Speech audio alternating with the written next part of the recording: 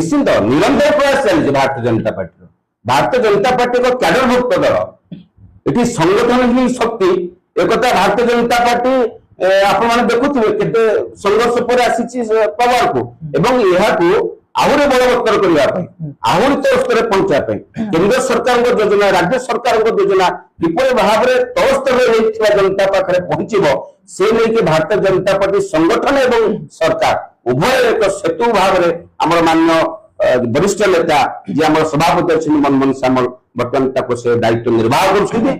आशावादी जे भारतीय जनता पार्टी जो खसड़ा प्रस्तुत होती से खसड़ा प्रस्तुति दिन प्रतिफलित है साधारण जनता आहरी आम पर विश्वास करेंगे एवं आगामी निर्वाचन से पंचायत स्तर निर्वाचन हो साधारण निर्वाचन हो बहुमत भारतीय जनता पार्टी सरकार गठन कर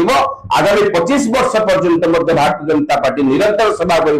विकसित ओडिशा गठन करने जो संकल्प नहीं निश्चिंत भाव में शीघ्र परिणत हम ये विश्वास भरोसा एक साधारण कार्यकर्ता हिसाब से मो मन अच्छे।